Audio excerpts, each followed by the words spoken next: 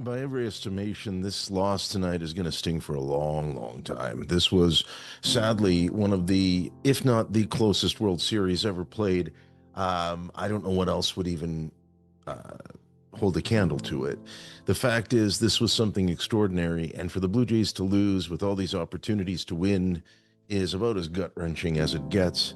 That being said, I thought I'd take a moment to remind fans that this is a very, very exciting team and one that will probably be kept together for a very long time. Management understands what needs to be done to get a few key players to maybe help them in certain situation, but in the final analysis, between having Trey Yasavage come back for a full season and having budding stars like Ernie Clement, who set a record for hits in the World Series, which is just fucking mind-blowing. You throw in everything that is Addison Barger and Nathan Lucas and Vlad and Bo together. Hopefully Bo gets re-signed for 15 years, just like Vlad, and maybe you've got something to work with. There's no question it's going to hurt for a while. This is absolutely ridiculous. From a baseball perspective, this is about as disastrous as it gets in a close game. But they took on the juggernaut, and they brought them to extra innings in the seventh game, and for that, the team should be proud.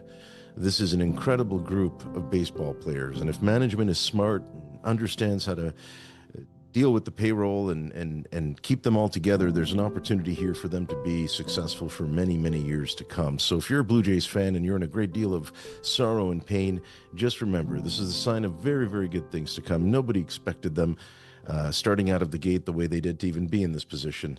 And in retrospect, you'll be looking back and saying, my God, Ari, this couldn't have been scripted better. I mean, between the last-minute heroics to finish first in the division at the end of the year after starting 26 and 28 and just going 32 games over 500 the rest of the way, you go into the playoffs against the Bronx Bombers. You've got the evil empire, and you smite them.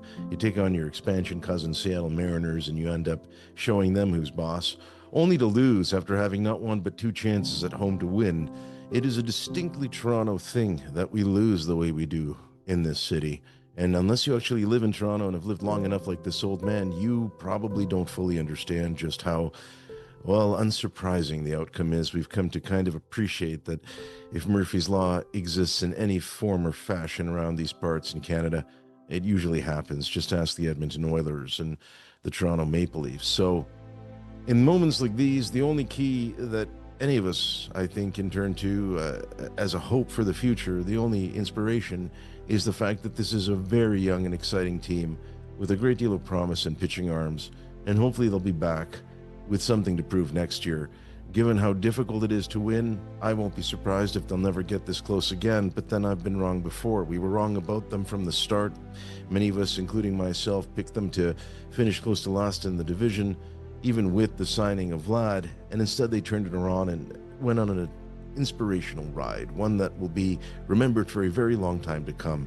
Take solace in that even in defeat, there is a great deal of reasons to be proud, and this is coming from someone like myself who's curmudgeonly in every facet of his baseball life, filled with cynicism and skepticism, telling you, believe in these Blue Jays, believe in what they accomplished this year, and try to turn it around for good times ahead in the future. Try to get a nice sleep. Wake up the next morning, the sun will come out and shine, and already we'll begin thinking what we can do with a brand new season. It's just the way the cookie crumbles, sadly. It would be easy to sit here and point out the ways in which they could have won, and believe me, as the old man, I will certainly do that later. But in this moment of tender reckoning and acceptance of our fate, it is important to remember that this is a wonderful team, and that this really is just the beginning for this group of guys in this organization, and they'll need your support more than ever in the years to come to prove that this simply wasn't a fluke, but the start of something truly wonderful. Thanks for listening. Sleep well. Don't forget to subscribe to Old Man Bleeding Blue. God, I've got to turn my attention to the Maple Leafs. Tan have carried off on a stretcher. Easton Cowan, first goal ever. Maybe there are some good things to look forward to, but it's going to be a long, lean, and hard winter. Strap in and good luck.